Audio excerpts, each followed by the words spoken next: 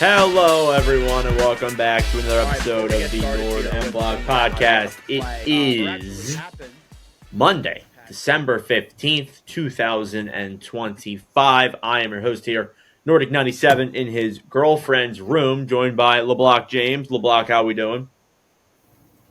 Horrible. Not a good day. Not a good day from LeBlock. We also have producer Tim.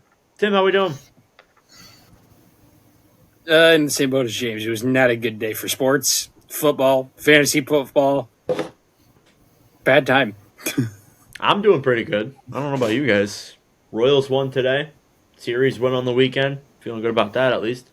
We got a lot to talk about. A lot of things have went down since our last episode. And honestly, if it weren't for Friday, it honestly feels like it's been a lifetime since we recorded an episode. So let's go over the two trades that went down. Let's start off with the big one. And I really wasn't expecting this to happen today or on Friday. I knew it was maybe coming, but I didn't know it would come this soon.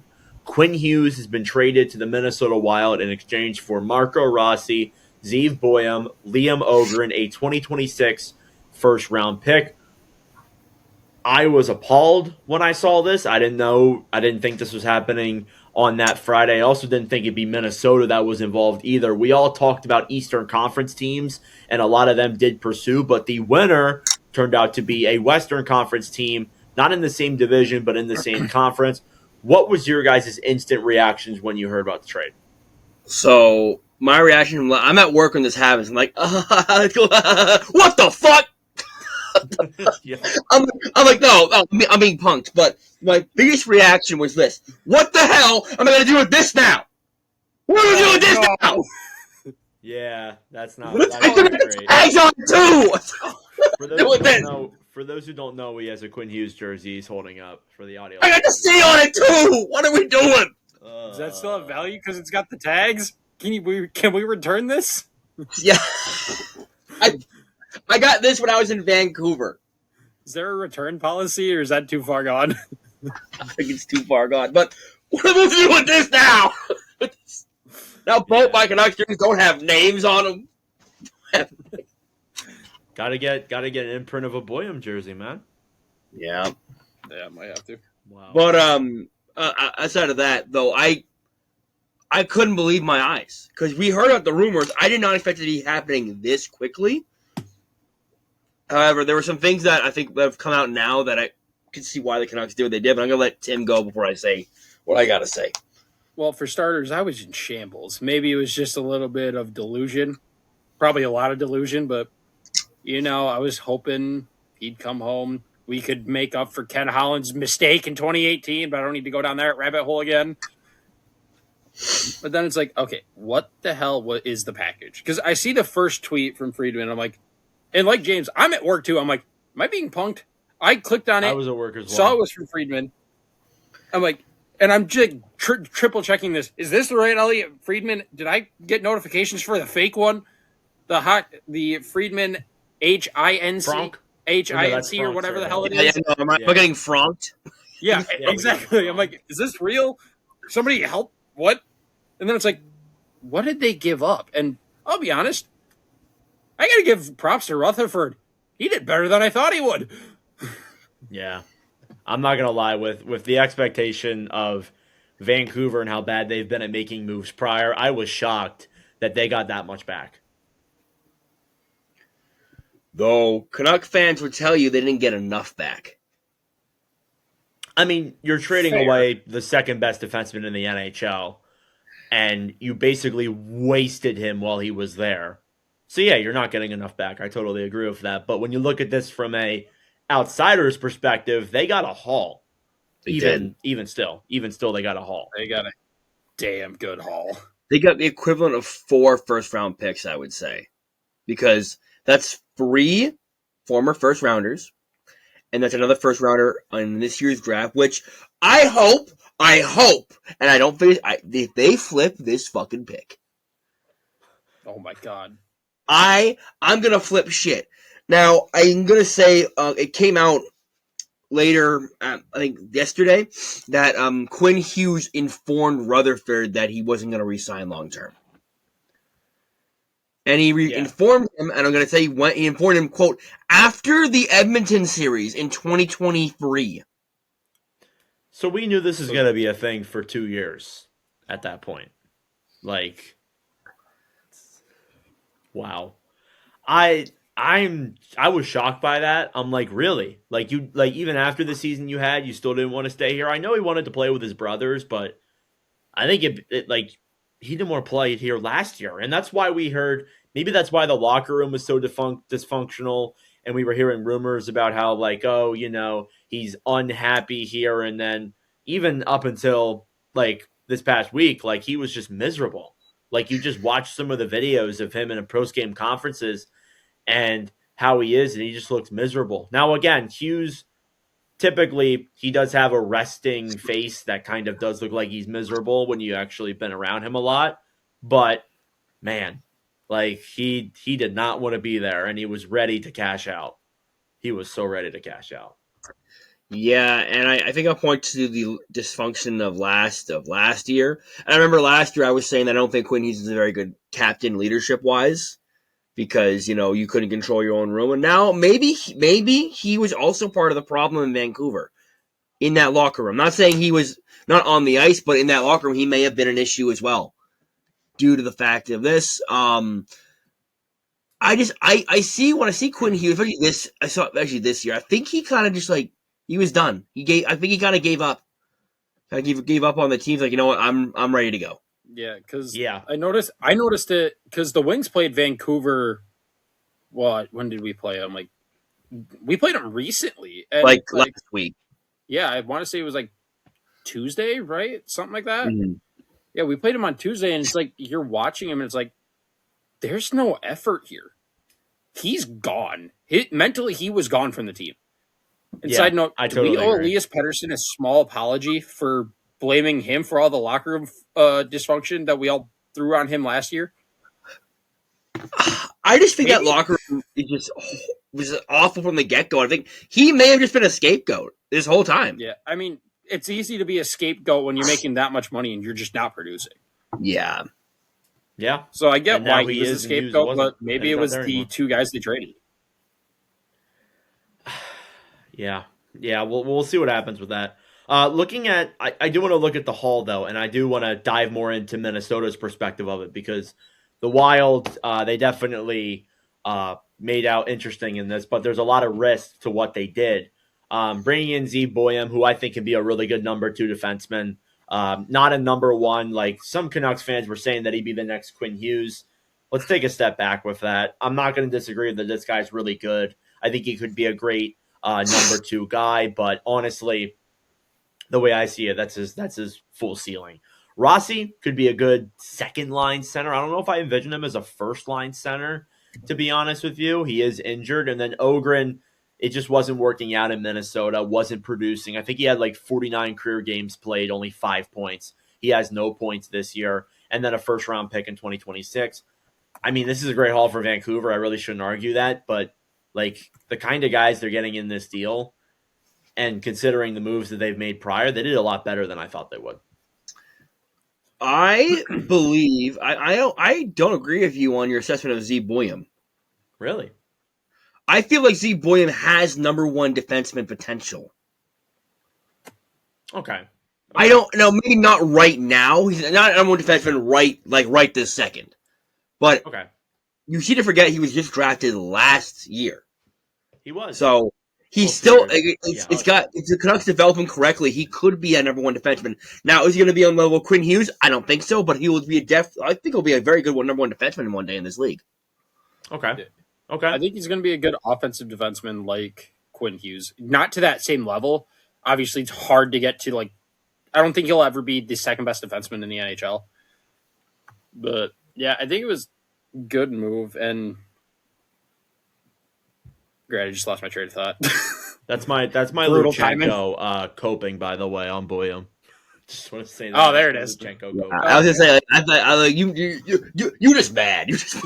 Yeah, I am just mad. I am still mad. I'm still upset, even though he's not on Minnesota anymore. Back with Rossi, he's no longer in. He did play today. Yes, he was just injured at the time of the trade. Yes. Yeah. Yeah, I was going to say if Rossi, it's kind of. I don't think he's going to put up the same points he did in Minnesota. It's really easy to get points when you got Kirill Kaprizov on your wing. Yeah, That is true. And Vancouver has what's their first line right winger? Jake DeBrusk? DeBrusk. There's Besser.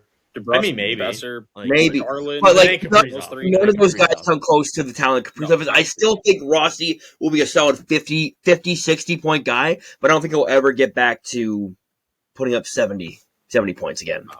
Yeah, I could agree with that. You look at Minnesota's side of things.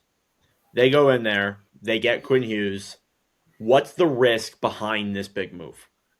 The risk is now you have no forward core. Your center depth was already weak to start, and you trade your number 2 center.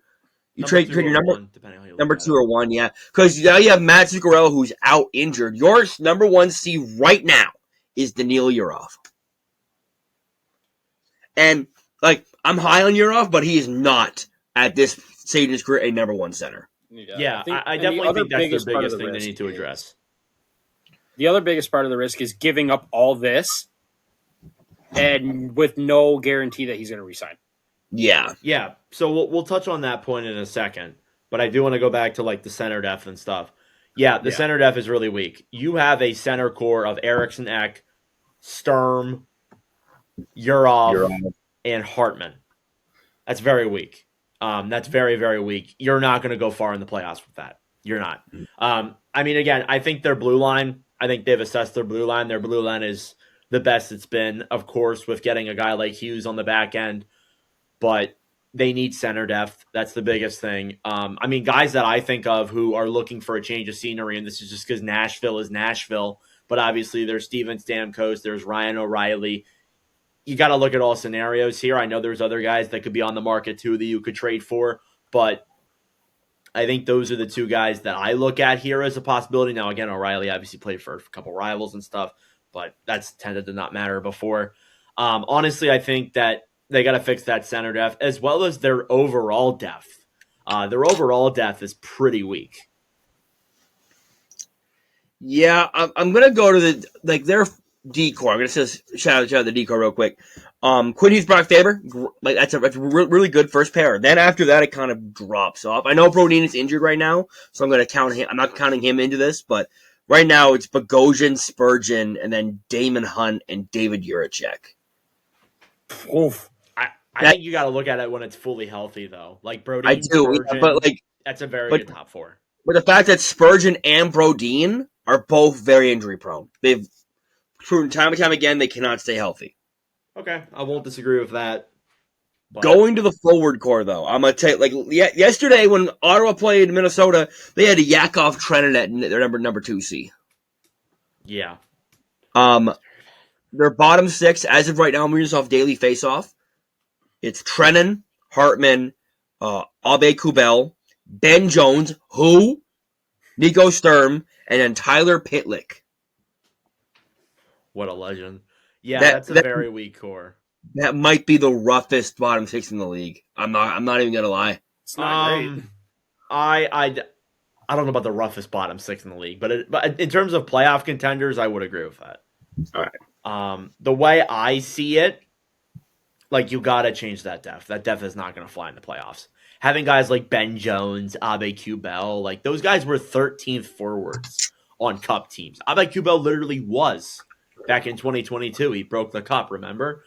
Yeah, I really think you got to, like, and here's the thing that not a lot of people are addressing with this. Like, you are in the Central Division. You are up there with the top 3 teams in the league. In the first round, unless if things change, you would play Dallas. And then after that, you would play Colorado, depending on how things go, obviously. But you got to go through that Western Conference Central Division gauntlet. Yeah. And you're not going to make it through that with that forward core. You're not. I feel like you can't sit here and tell me the Minnesota Wild, they're not going to make any more moves this year. No, I feel like this is go all in or go the fuck home. Yeah, this is a good start by Guerin.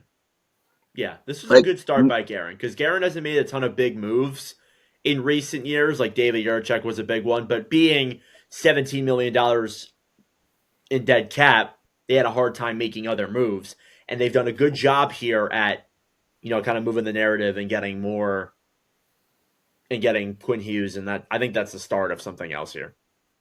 Yeah, I feel like all the assets from Minnesota are on the table. No one is safe. I feel like they're gonna go all in. This, like you said, guy, we mentioned Stamkos. I can see them going after him. I could see I feel like any forward that's on the market, they'll be in on them. Yes, you got to be looking at it. I do want to mention one little tidbit here, though. I think that with Quinn Hughes being on this team paired with Faber, I think Faber is honestly a lock to make that USA team now at this point. In my opinion. Yeah. I mean, he probably was already a lock. Guerin's the GM. Yeah, I wasn't big on him though, but now that Quinn Hughes is there, yeah, he should make it. Going back to the whole thing involving Hughes and the extension. You have a year and a half here of Hughes. He's eligible to sign an extension on July 1st. You got to prove it to him that this is a team that he is going to re-sign with and he's going to win multiple championships with. It's a big ask. It's a very big ask. So I got to ask you guys the question, what do they need to do to convince Quinn Hughes to stay here? They need to go deep in the playoffs. At least one of these runs. They need to at least get to... I don't think it's crazy to me. They need to get to the conference finals. Because Vancouver got to the second round, 7th game against Edmonton, and Quinn Hughes, after that moment, said, nah, I'm good. Yeah. You got to go further than what they did. Yeah, I feel like third round needs to be the benchmark for them to try to prove to Quinn Hughes that, like, this is a spot you can stay the rest of your career. Who cares about what your brothers are doing in Jersey? Stay here. We have a cup contending team right now, and you're a big part of that. And like you said, the other thing is go, like we said, Guerin's not done, and I think that's going to be part of it. What other moves will Guerin do to show Quinn Hughes, hey, we're in this for the long haul. We want you here. We're going to try to build a winner around you and around Kirill and around Boldy. We need you to be part of this core, and this is how we're going to do it. Yeah, exactly. You got to come up with a plan. You got to talk to Quinn Hughes about this plan. Otherwise, he'll go to New Jersey with his brothers. I think that's honestly what's going to happen. And the thing for Minnesota is that you're in a position now where you give all that up for him. You're not trading him. Like next year, if he says next year to Guerin, yeah, I don't know if this is a good fit. I'm not going to resign. They can't trade him midseason. I mean, they could, but it wouldn't be a good look. Yeah, I mean again, like if he walks, wouldn't that be smart asset management by Guerin to try to recoup some value? It would be smart asset management, but like at the same time, it's like the leverage is all on the other side. Yeah, that's true. Yeah, at that point it is. If they give all that away and he ends up walking, it's an all-time fumble. Seriously, like it's a all-time. Especially in this decade, I would say, fumble by a team involving that. So we'll see what happens there with that. But that was a really big trade this past weekend. I would argue the biggest trade of the season. There won't be anything bigger than that. What is your guys' final grades on the trade for both teams? So I'm going to give Vancouver an A. Like, I feel like this was a slam dunk for them. I'm going to give Minnesota. Minnesota went hard to get Quinn Hughes. They had the best package of any team. So I'm going to give them an A as well. I think this is a good deal for both sides. At least I think right Vancouver, now, I would say. But yes. Yeah. I agree. I think Vancouver, like James said, gets an A because they got a haul and a half back. For me, I don't want to grade this yet for Minnesota. I kind of want to give it a TBD to see if you get the extension. That could be a TBD for like a year and a half, though. Yeah, that's like the issue. If you were to grade this trade right now, what would you grade it as? For right Minnesota? Now, I'd say it's an A for both sides. Okay, all right. I'm going to agree that it is an A for both sides as well. So boring. But regardless of that, I mean, again, like I look at the Wild, they got a guy here, another bona fide superstar that they were lacking, and it's great that they got him. Honestly. So that's it for that. Believe it or not, guys, there was another trade that happened that morning, and it's involving some of our favorite people to talk about. Tristan Jarry and Stuart Skinner. So going over the trade here itself before I let you guys your initial thoughts. The Oilers have acquired Tristan Jarry and Sam Poulin from the Edmonton Oilers in exchange for Brett Kulak, Stuart Skinner, and a 2029 second-round pick. How are we feeling about this? Well, Tim, Stuart Skinner is gone. So now I know you were just playing One Last Rep by Creed when you heard that. I saw Skinner was getting dealt. I'm like, oh my God, they're finally going to make an upgrade. And holy letdown. Yeah. Here's the thing. You're giving a second. First of all, it's a 2029, so Edmonton might not even be in contention by then. McDavid might be gone. He might be gone. So that pick could have some value to it. First of all, I want to say this, Tristan Jarry was a guy on waivers last year. This Jarry is not much better than Stuart Skinner. No. And to give up a good asset in a second, plus Kulak I'd say he's a decent, he's a good bottom sixer. Good bottom, yeah. I see he's a good bottom pair defenseman. Man, I feel like I saw one tweet, and it was always he said, "I can't believe I'm saying this. I miss Ken Holland." Well, that's what happens when you hire Stan Bowman, who literally was gifted a Chicago Blackhawks team that had Patrick Kane, had Jonathan Toews, and everybody thought he was such a great guy. Great, yeah. Well, shout out. He's not a great guy, but a great GM. Shout out Dale Talon. Shout out Dale Talon. He built that team. Anyway, so yeah, I see why a lot of people are looking at this at a negative light. I want to start out with Pittsburgh because I do have some interesting opinions about the Oilers side of things, but the fact that they got rid of that Jarry contract for 2 expiring players and a second-round pick, it's beyond me. It is beyond me. Kyle Dubas is awesome. This is an awesome deal for the Penguins. Stuart Skinner's not that good, and what I realized then is I'm like, oh, the Penguins are trying to get worse. No, they're not.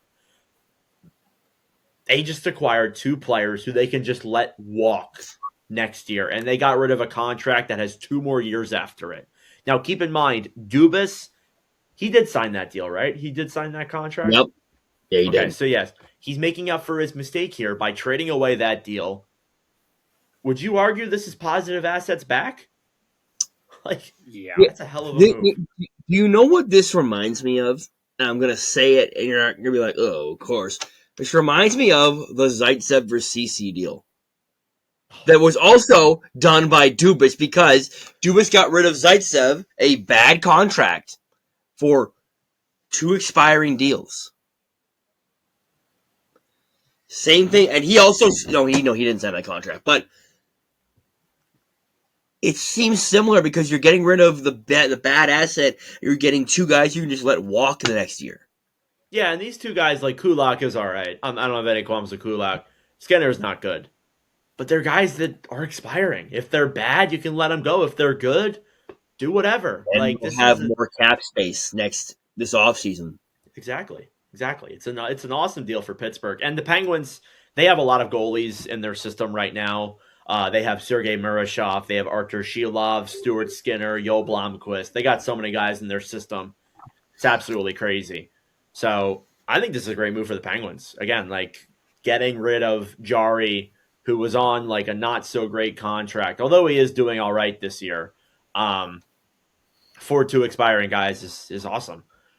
Looking at the Oilers side, I know you guys really want to dive into this here. Is Jarry an upgrade from Skinner? Statistically, yes. But overall, I would say no. I'm just going to be blunt. Slightly. I think he is a slight upgrade. I wanted to just say I don't think it's a massive jump, but you're trading away a really bad goaltender for he's been good this year. An average goalie. I'm not gonna lie. At least this year. I will say this: Jarry did play junior in Edmonton. I'm pretty sure he's from out west. I'm pretty sure he's from BC.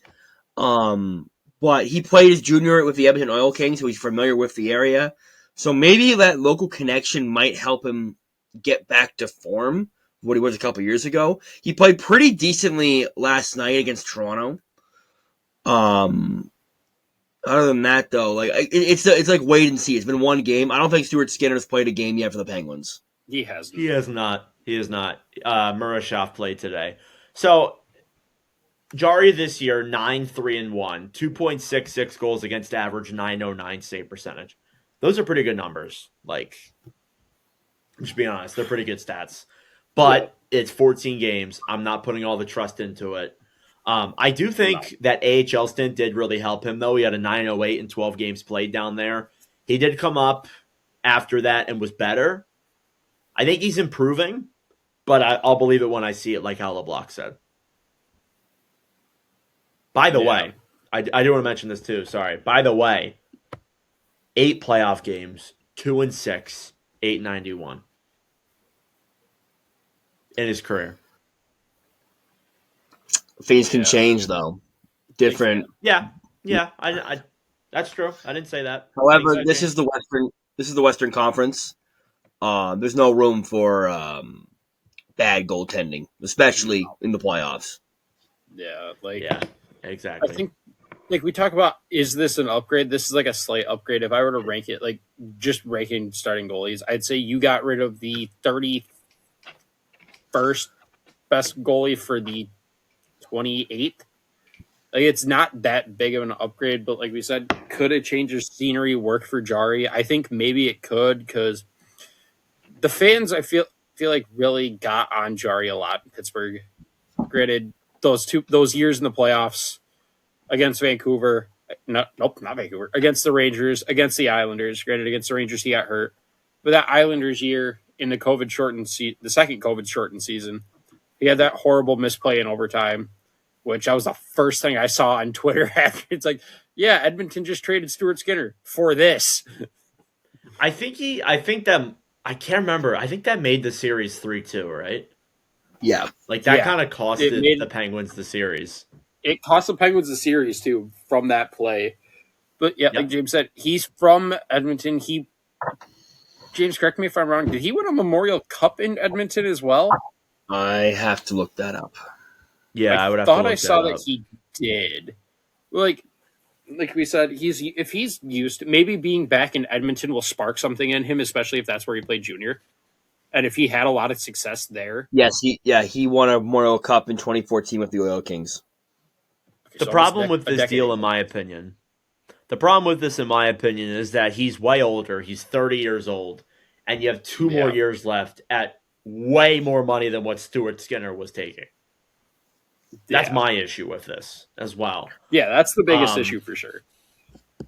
I mean, I look at it. I think we'll see what happens, obviously, with it. But I look at it and I say, it's an upgrade for Edmonton. It's one of those things where, like, I'm going to give it a chance, see how it does.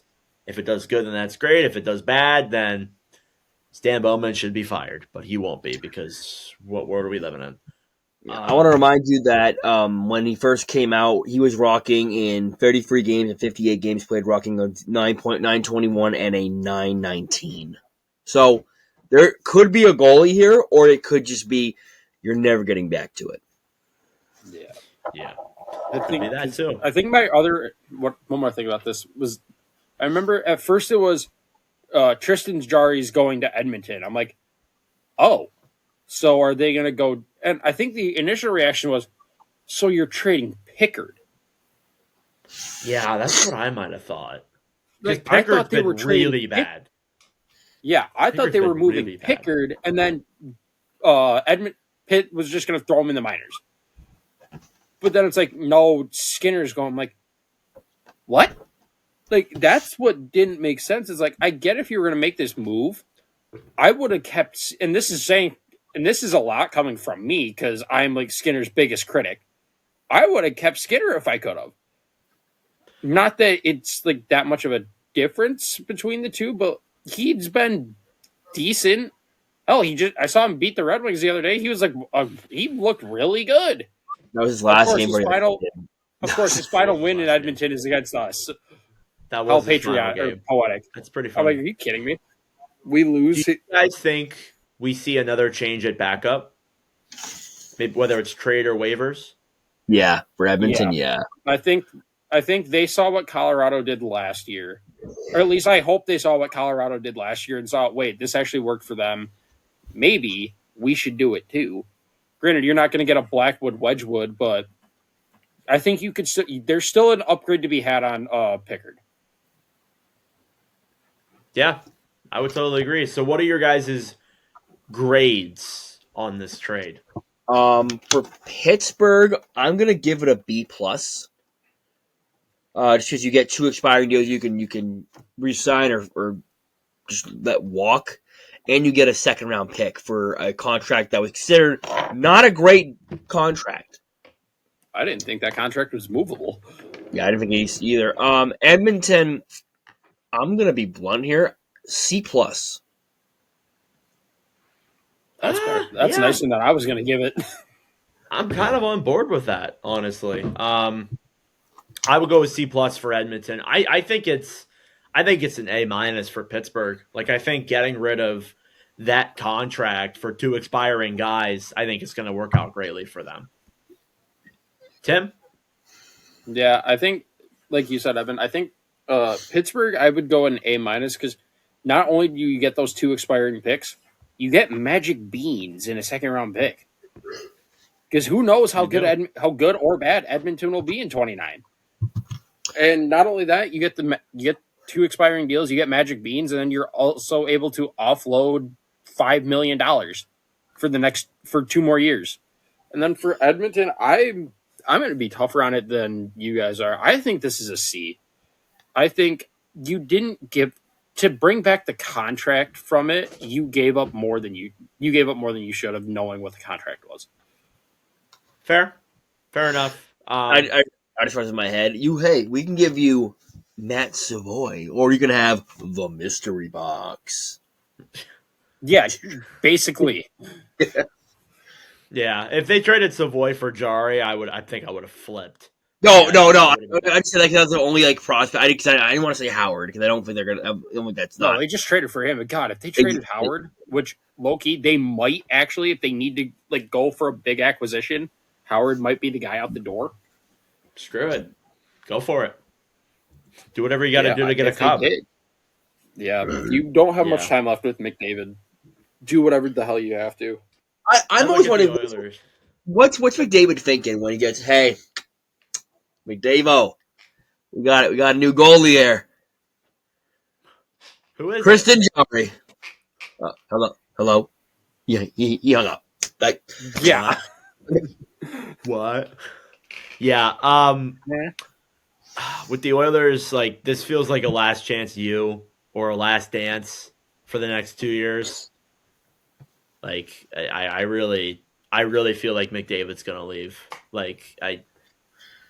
I don't think this is good enough. I'm not gonna lie. I think it could be, but right now, I don't think it's gonna be good enough for them. But I'll keep my optimistic self open because you guys know I always am, and we'll see.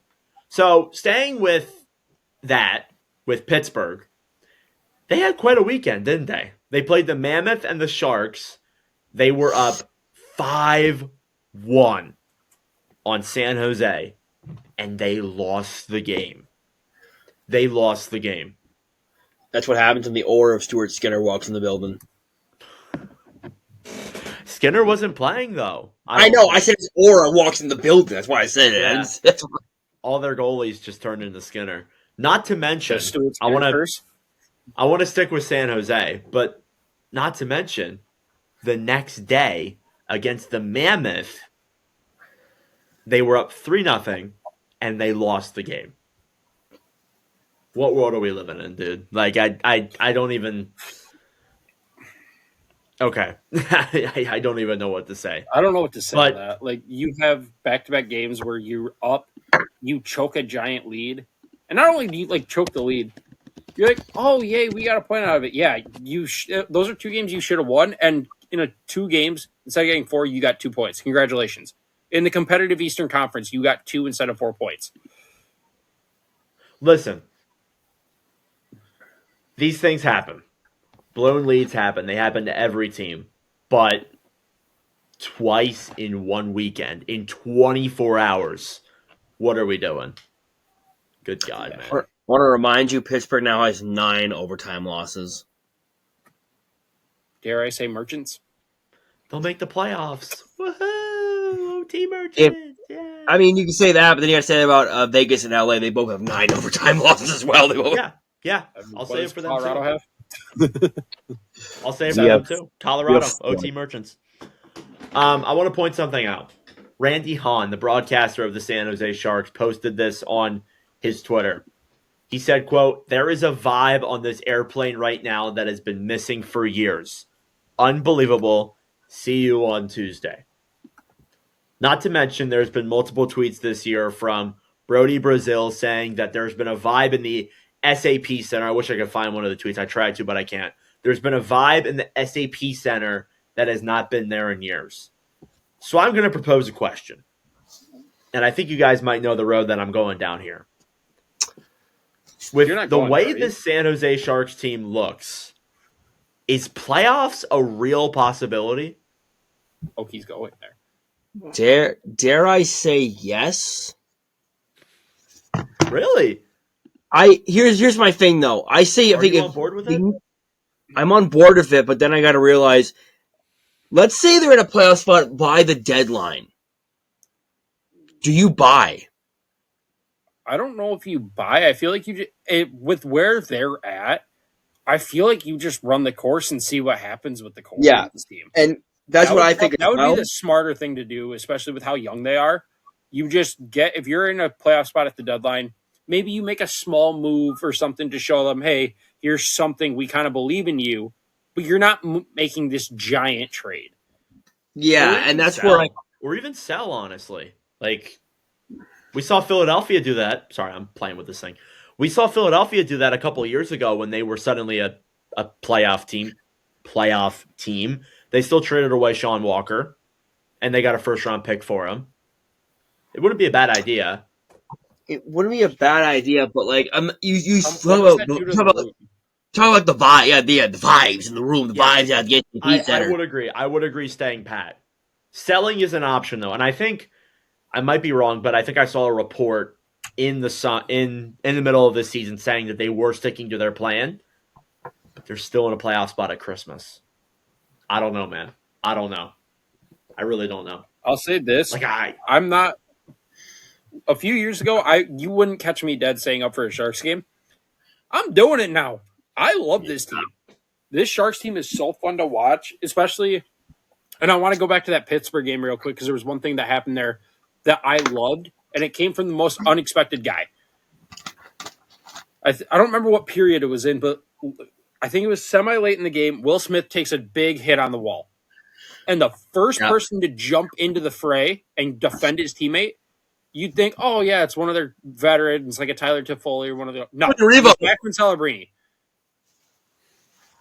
Like, the fact that Celebrini is the first guy in there making somebody answer the bell for a hit on Will Smith, I'm like, okay, this team might have something because if you have your star first overall pick being the one to be like, no, you're not doing this shit, that sets the precedent for the rest of the team. Like, we're not taking this. These young guys are feisty. Like, they are feisty guys. So, like, I think there's a real possibility there. And you look at the playoffs really in the West, they're 2 points out of a division spot, too. San Jose is. They're right there.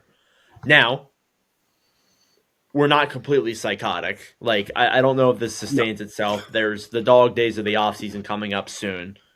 I would say the dog days are like January to late March, and then you start getting into it, maybe even a little bit earlier than that. But you're getting to that point. I do wonder if San Jose is going to fall off the rails here at some point, but this team is showing signs of optimism. They low-key kind of remind me of the 2021-22 Ducks in some ways. Do you guys agree? Yeah, I can see that. The one thing I will say though is that I look at the Western Conference standings right now. I look at these teams that are not in a playoff spot. You got to believe me when I say Winnipeg's going to bounce back from this. Yeah. St. Louis might bounce back from this, though it's not looking too pretty right now. I look at those two teams. In Utah's out of playoff spot right now. I think they're going to bounce back from this.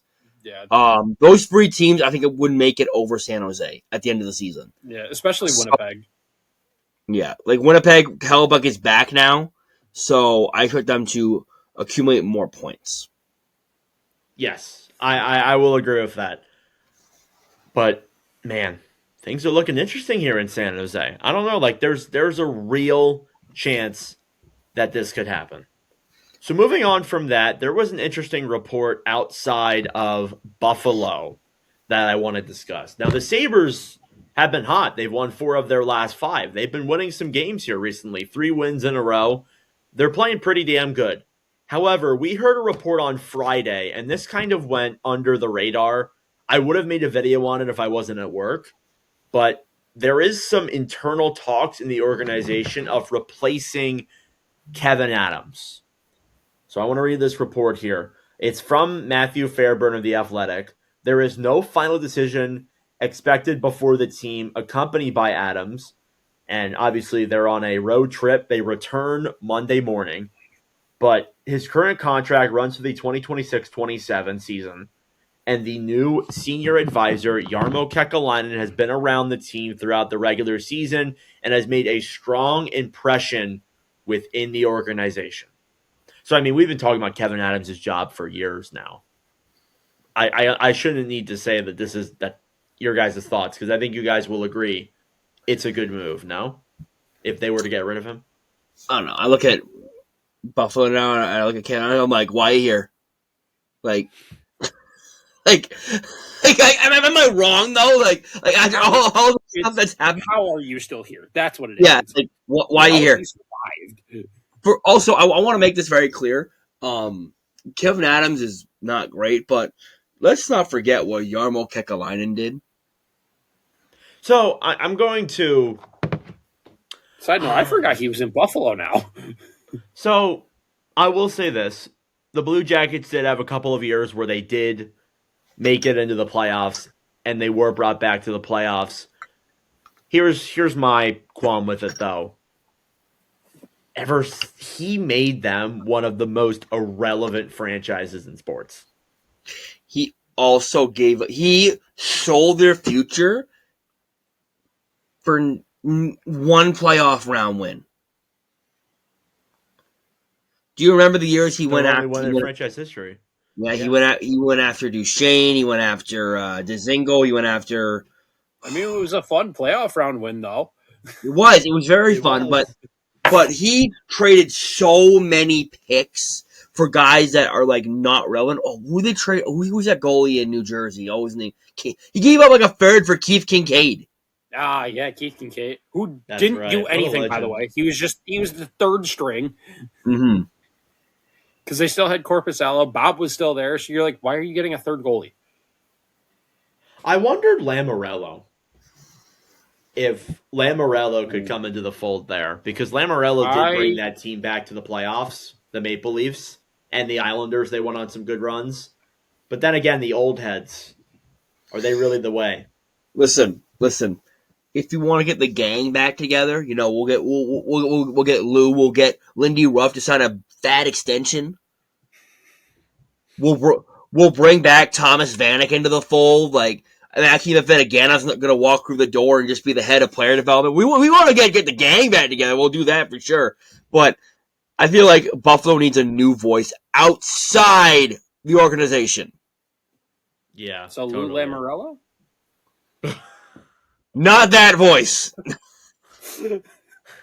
I mean, I'm not going to lie. I don't hate the idea from Evan, though.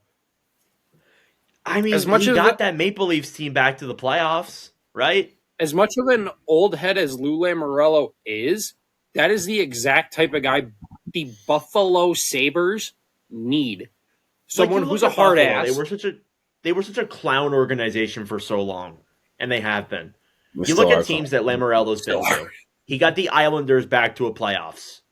He got the Maple Leafs back to a playoffs. I mean, he's done things. He's had presence in his other organizations. I feel like they could use a hard ass guy. Yeah. Lou also has. I want to remind you, Name me a Buffalo player without facial hair. It's a great question. Zach Can't think Benson. of one off the top of my head. Zach Benson. Sure. Only because he's Sure. young. It's the easy way to Yes. go. Isaac Rosen. I just think Lou's policies are out of date, especially in this day and age for players. Yeah. Honestly, I believe Lamorello is also in his late 70s. Well, yeah, we Sure. never said he's a spring chicken over here. Yeah, I mean, like you. Honestly, nothing else has worked. A young guy hasn't worked. An Sorry, old guy excuse me. hasn't worked. He's 83 years old. Okay, he's older than I An thought. inexperienced goalie or inexperienced guy hasn't worked. Why not go for somebody who has decades of experience in this? That's how I look at it. I don't think you should look at his age, because if you want to look at age, Gary Bettman's like closing we're in on looking at age. 75, Get and Gary Bro's still the fuck out of commissioner. Dodge. Yeah, so But I just think Lamorello is done. I feel like he's just done. Like he wants to just maybe. There's been rumors about him going to Buffalo. I don't know. I mean, Lamorello is the guy that I think of. I'm trying to think guys who like fixed organization. Brendan Shanahan. Maybe Shanahan not as was a general manager. Get him in there as a president. The Shanahan.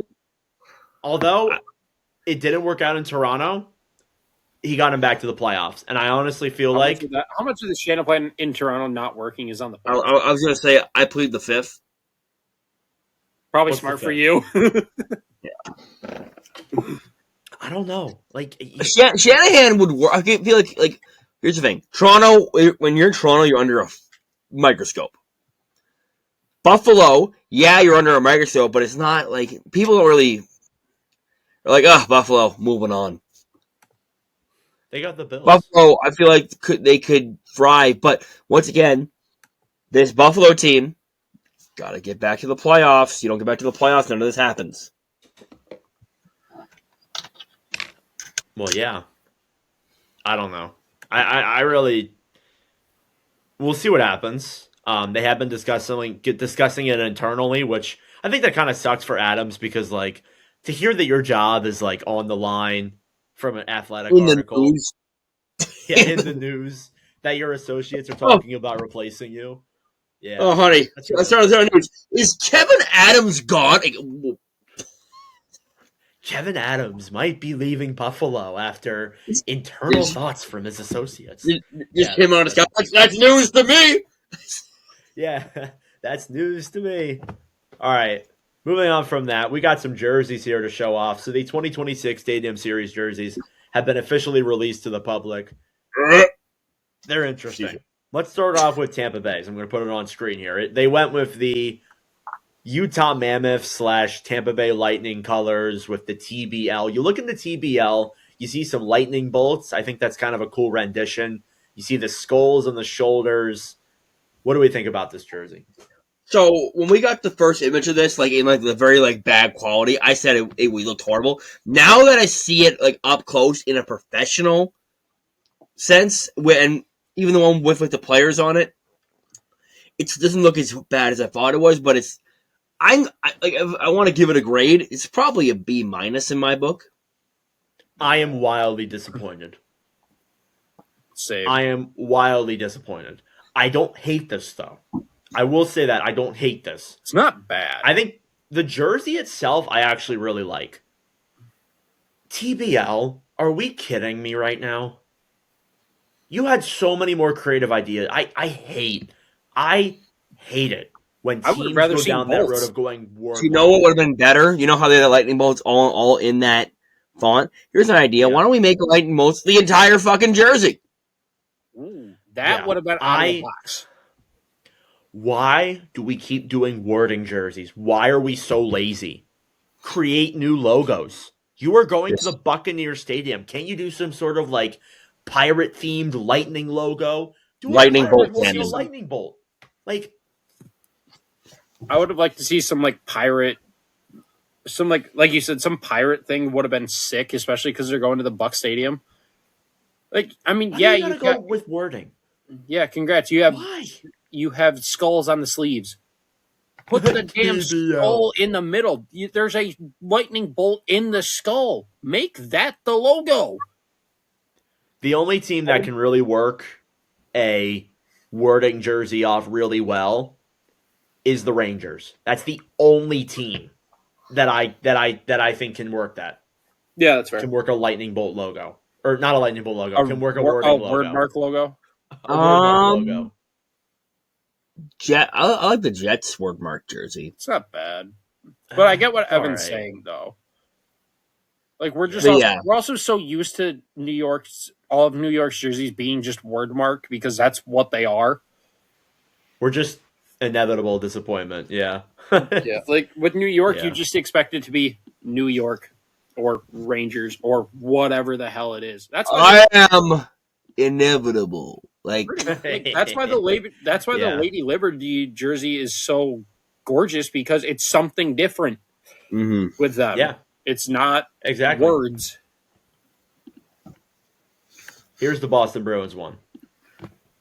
You went with the yellow, a lot of mustard, yellow, with the Boston wording, Bruins, bear.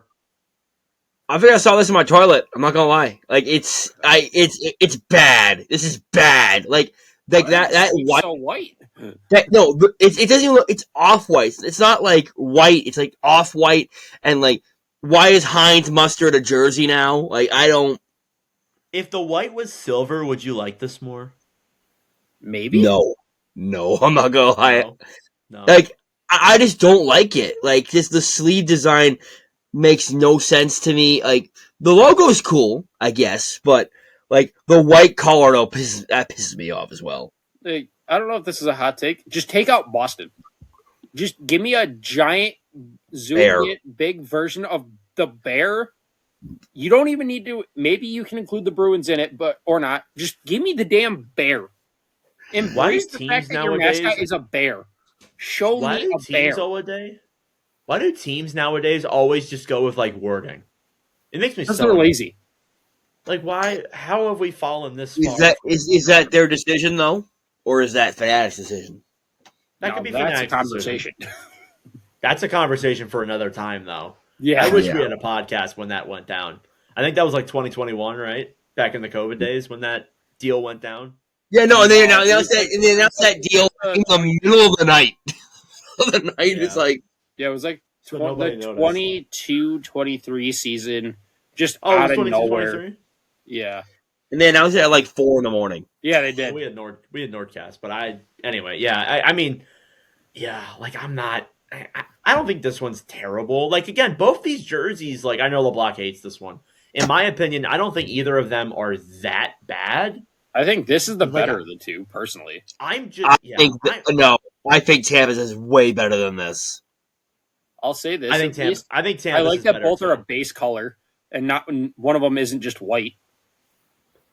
Well, doesn't the Tampa one look like Utah and Tampa Bay just had a baby? Kind of. It does. That's what I look at it.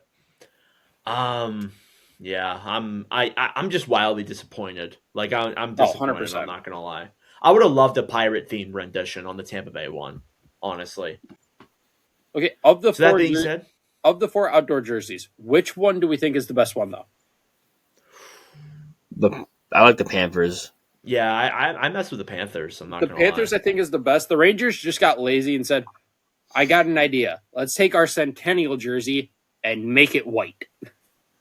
I mean, honestly, it's still not that terrible. No, it still looks decent. I still like it. Yeah, they're the only team that can do it because they've been around long enough and they've done it long enough. Yeah, they're the only team that can. All these other teams can screw off. Deal with word mark.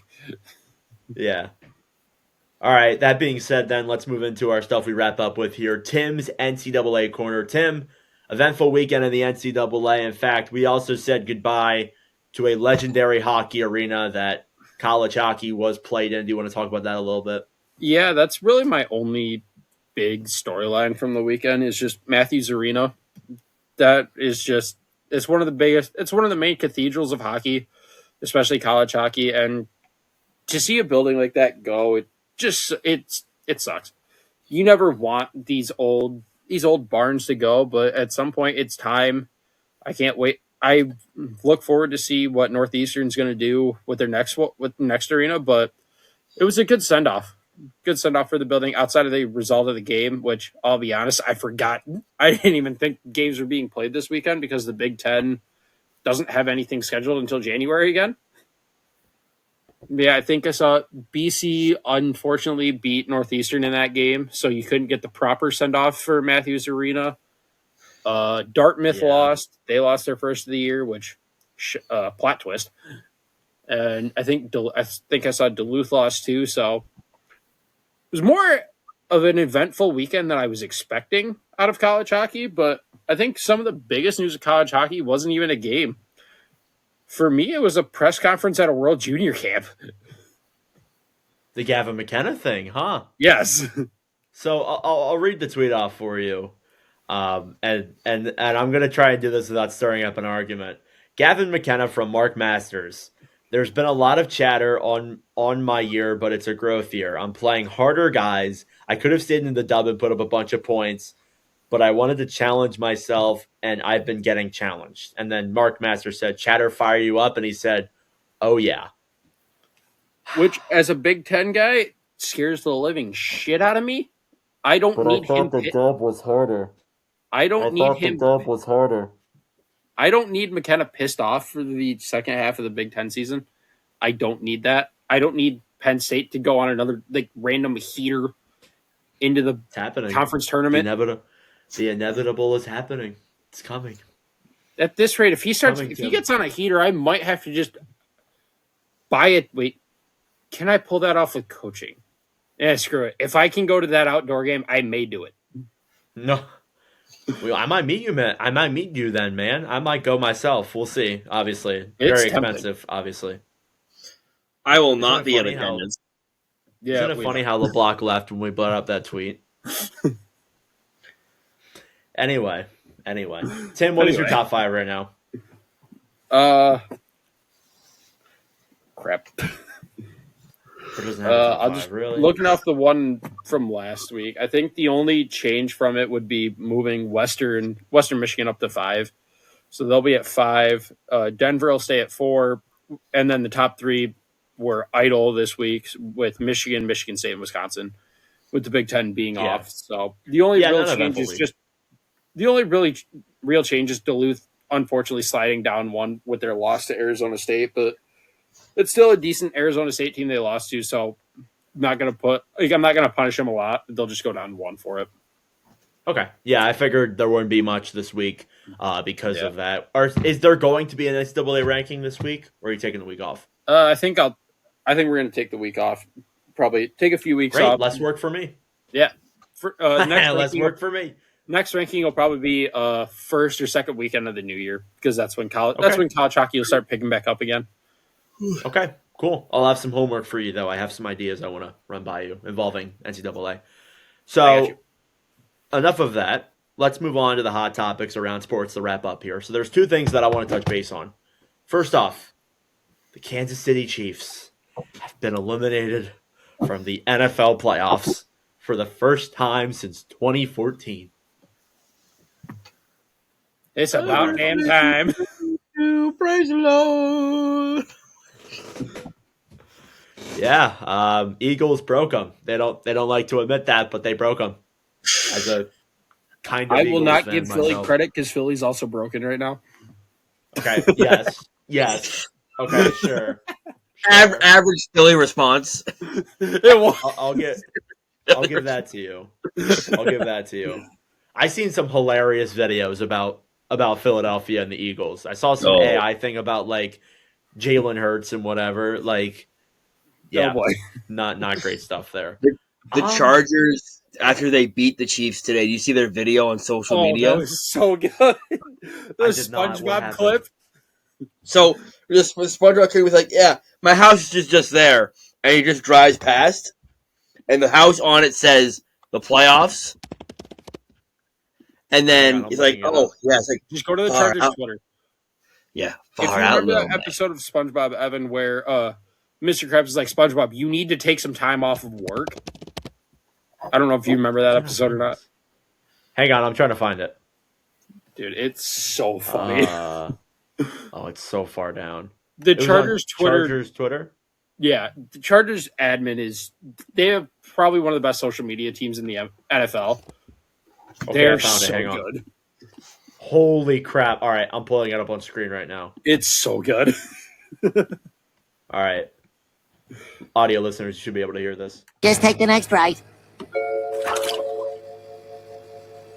Mr. Krabs, we just passed the turnoff. My house is back that way, Mr. K. Far out, little man.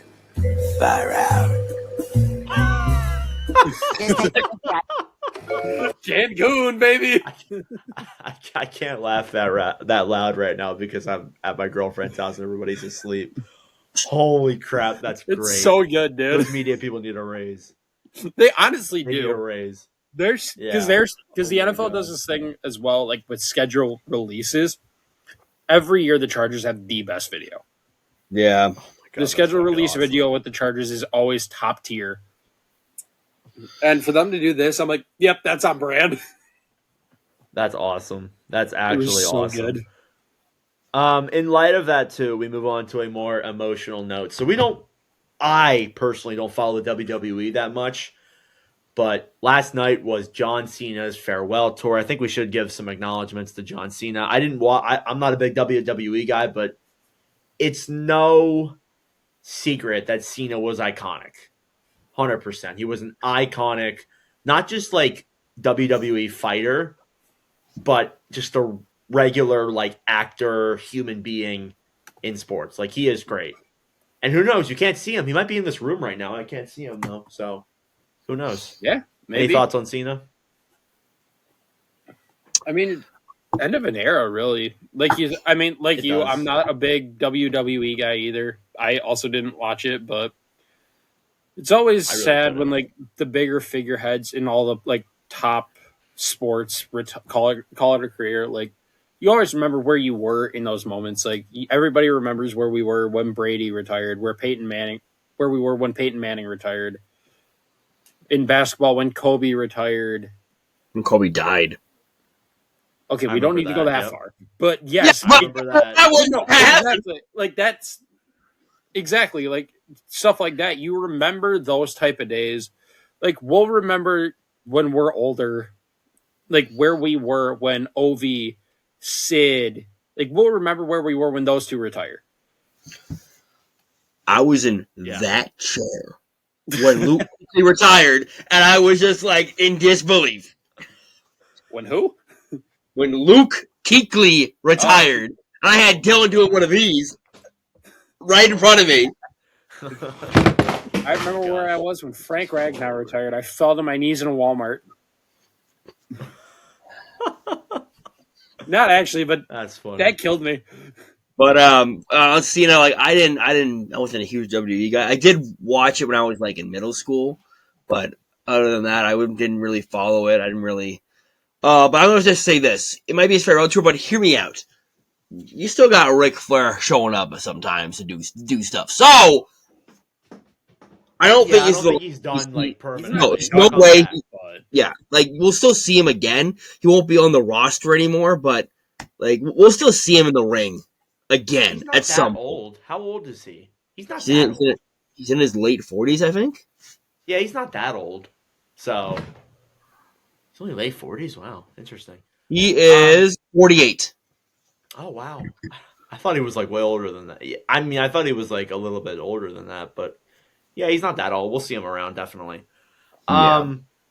A lot of news in the MLB that we need to talk about. First off, the Chicago White Sox won the MLB draft. Wow. I played the fifth. About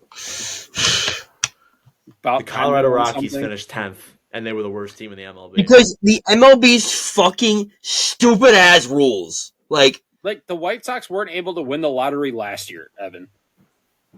But then they'll win it this year. Yeah, I know. It's ridiculous. Yeah, so the Rockies, if we're following what happened, Rockies lottery next year, book it.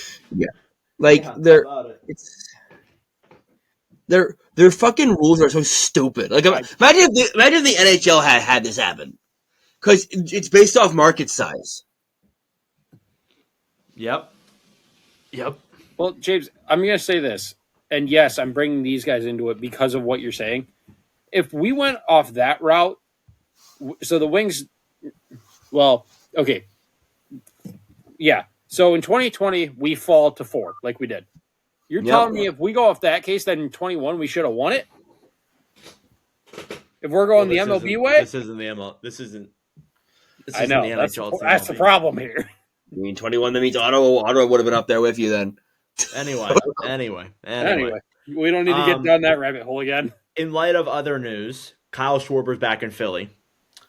I had my opinions back in September, but I mean, what were you going to do? Just not bring him back and just suck? I mean, is what it is. Yeah. We'll see what else they do. I've also heard that they're like they want to get rid of Castellanos. Like, he's gonna be gone.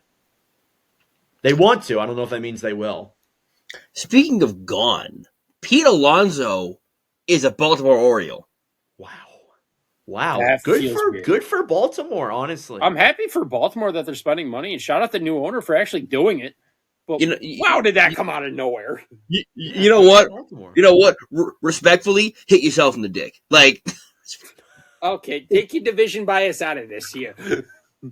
No, we have. Isn't fair. There's too many good teams in this division. I don't want to hear it. I know I have 1 year left of the best pitcher in baseball. You can pipe it. I might even have the year. Hey, listen to me. You deal with the Yankees, the Red Sox, the Orioles. You know, why you got to do those? Never mind. Because the Yankees. How about Edwin Diaz to the Dodgers? Oh, fuck off. When are they spending money? Like, exactly. Piss off. God, that made me so mad. They're going to three-peat, aren't they? God, I fucking hope not. They're going to three-peat. I'll be honest. I just want the Kyle Tucker domino to fall so I can finally get on with my life. Please don't go. Please. He's not going to the Dodgers. I will cry. He's not going to the Dodgers. I think it's already been confirmed that the Dodgers don't want to give him a They're not. They don't want him. He's not going there. He's going to Philly. Although I think an underrated storyline of this free agency so far, nobody knows about this. The biggest Japanese free agent, Munetaka Murakami, he has a week left to sign. Oh yeah, that's right. Really? He has a week left to sign. No market. Posted. He has a week left to sign, and if he doesn't get signed, he has to go back to Japan for another year. Ooh. That's what happens when you can't hit a fastball over 90. That actually is false. I saw a bunch of stats about that. Okay. So is that him, or is that teams not giving him offers? His market's. They said his market's very weak right now. Yeah, his market's pretty weak. Wow. I saw a list. Hang on, let me try to pull it up real quick. Wow. Because I saw a list on it, and some of the teams that were interested shocked me.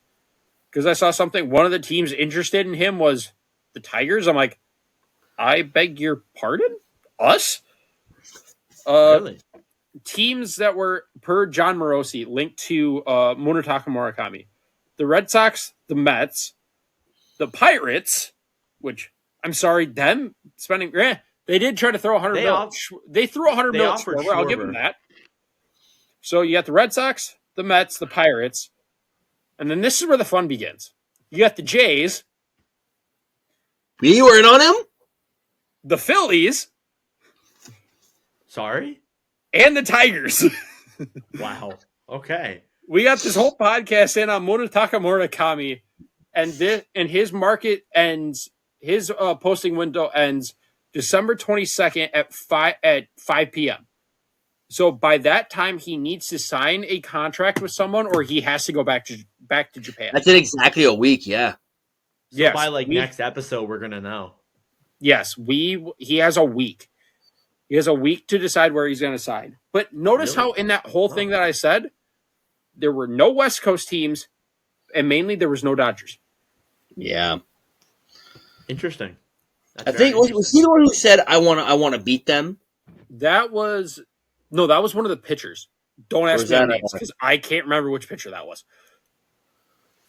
But no, that was a I can't pitcher. remember. I think Murakami also, he also might have said something about not wanting to go to the Dodgers too. So, which I'm also, Hey. when I read that, I was shocked that I didn't see the Angels because I feel like that was The Angels are known for having like Japanese talent, like I historically. really Not thought the Angels were going to go. I thought the Angels were going to be big on him, but speaking of the Tigers, they made a move that I liked. I know other people didn't. We signed Kenley Jansen. I'm like, oh, I'm like, okay. Which everyone's like, oh, he's bad. He gave up. Okay, yes, back against the Tigers in May, he gave up 6 runs in the 9th inning. Yeah, that was bad. But after that, he had a sub-2 ERA for the rest of the year. He's one of the best That's closers interesting. in baseball, and you bring him in, you re-sign Kyle Finnegan. Now the back end of that bullpen looks like Will Vest, Kyle Finnegan, and Kenley Jansen. Yeah, sign me up for that. Now the problem, hey, and this is a message to Chris Illich, and I know he's not fucking listening to this. Spend the goddamn money and sign Tarek Skubal. Don't trade him. Give him the fucking money. I don't need to go through a crash out. Rogers, do me a favor. Sign everybody. Just do it. You have the money. You have the money. Apparently, you the got. Blue Jays Speaking of signed which, to Rogers, right? speaking of give people the money. Apparently, you guys are the only team willing to give Tucker 400. Yeah, let's do it. Which I'll be honest, you shouldn't. You should not give him 400. But if you're gonna do it, fuck it. I guess do it.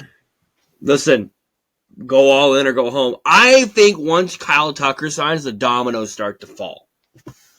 Which scares the shit out of me because that might mean Tarek Skubal's getting traded. And if that happens, oh boy, do we have a hot topic on sport segment for that episode. It'll be a 20-minute crash out from me. Might have to make a separate video on that. We honestly might have to, and Like it'll just be me football crashing out. You two can just have some popcorn, have a beverage, and just watch. Yep, exactly. All right. Well, that being said, then, was there anything else you guys want to talk about in sports? The Panthers suck. Not a great day. Matt, I got killed by Matthew Stafford. Lions losing to the Rams and Stafford playing well is like, it's like seeing your ex just randomly in public and they're doing a lot better than you thought they would be. They look happy. Life seems good for them. Meanwhile, you're like, what the fuck happened here? It was so bad. It's like, of all teams, really, Stafford and the Rams, it's just, it hurt. Well, Really Block, hurt. look at the camera. Look at the camera for me. That's the face of a depressed Panthers fan right there. That is. How do you lose to the fucking Aints not once, but twice in 1 year? You can beat the fucking Packers, the Rams. Well, who else did we beat of significance? There's one more team that we beat. The Cowboys, the Falcons twice, and you can't beat the fucking Aints? This is the fucking Aints! They suck ass! They're so bad! Side note, Evan, do you have a broom?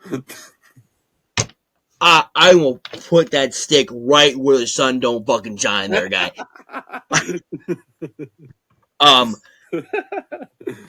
Dude, I say this with respectfully, I cannot stand New Orleans. I can't stand that organization at all. Like, I hate the Saints more than I hate Toronto and Montreal. I beg your pardon? Really? I beg your pardon? Really? I cannot stand New Orleans. Plot twist. They're always been a pain. They're always been a pain. Always been a pain in my ass for so many fucking years. They're always in the way of my happiness. Every single time. Oh, I cannot stand them. The players are whiny ass bitches. They're crybabies when they get away with everything in the book. Yeah, they still cry like 4-year-olds. Oh man, I hate them so much. And now we can't win. I'm not saying we can't win the division, but now winning the division is going to be a lot harder. And that's the only path for us to make the playoffs is to now we got to beat the Bucks twice. Also, by the way, but you're 7-7 and still have a shot at the division. I don't want to hear it. I might win. The Lions might win double-digit games and miss. You Listen, can pipe down a little here, buddy. No. All my other teams play in hellhole divisions. Give me one division where I can at least win it by being mediocre. You can pipe down here. No. Double-digit wins, and we might not even make the playoffs. I don't want to hear it out of you. You should pipe down. We could still get double-digit. We could win the rest of our games and be double digits. Do you really think that's going to happen, though? No, I don't. I think we're going to go 1-2. I think we go 1-2 down the stretch. I think we beat Tampa once. We lose to Seattle, and then we lose to Tampa. So no 9-8 Super Bowl? No, we're probably going to be 8-9, yeah. But granted, all things like considered, that's a 3-12 very last successful year. season for you guys. Yeah, considering I think I had us winning 7 games max, which is what we're at now, so.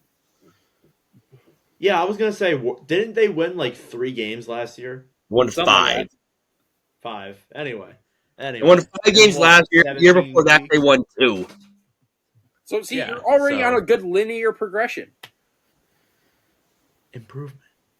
It's improvement, but I still, like I said, I can't stand the fucking Aints. Well, Would that you was a like to good go more crash in out. depth with that? No, I do not. Would you like to go more in Um, depth so I can post it on Saints Twitter? The Saints, the Saints are the team that God made a mistake with because they're the Saints, yet they play in a city where you ain't no fucking Saints. You got fucking Bourbon Street down the road, okay? Let's pipe the fuck down. Second of all, you have the Bountygate scandal. I see me being upset. Bountygate, which is like they paid players to injure players. And the coach who was in charge of that is still fucking coaching. Hey, he's a good coach. He's also an asshole. Well, I never said he wasn't. I just said he's a good Yeah. coach. That's it. But that's it. That's all I gotta say. Yeah. And like we could have won. I've never seen somebody flagged in the field in my life. Every other play was a flag, and Young got hit. He slid. And when you slide, he got hit in the head. No call at all. Shuck slides. He gets hit in the shoulder. I have not seen a bigger flop in my life. Imagine if Tim Stutzla, Dylan Larkin, Brendan Gallagher all were one person. That's Tyler Shuck. I wish I knew what you were talking about. A little breeze. Ooh! That's literally what happened. Anyway, I am so done. Like, can we end this so I can go to bed? Okay. I was going to say, that might be a good Okay. way to end the episode. Yes, we are done here. We'll be back next week. Let us know your thoughts in the comment section down below. Big episode here. Thank you all for watching and listening. We will see you guys in the next episode. Ciao. I just do what I do. See me? I just do what I do. Man, I just do what I do. To know about you, I just do what I do. Check. That's the intro. See that? Yeah. I just do what I do. See me? I just do what I do. Yo, check. Let me flip this script. I feel privileged for all who can witness this. I am close to divine. Know the moment is mine, need no omen or sign. I sprint. Providing a back sound to all the squares that ask around. Be getting it. My skills pay me. Trying to get a million, baby, with an adopted flow that God gave me. Me now. Tell whoever runners that they spot is temporary till I take it as mine. I'm selfish. Your will. Tell Miss I'm on my wealth tip. So when we cash out soon, I'm just investing. No yes men. I've been a legend since before mom and dad had me and was best friends. I chew through comp, don't test them. I chew on tracks, cause after that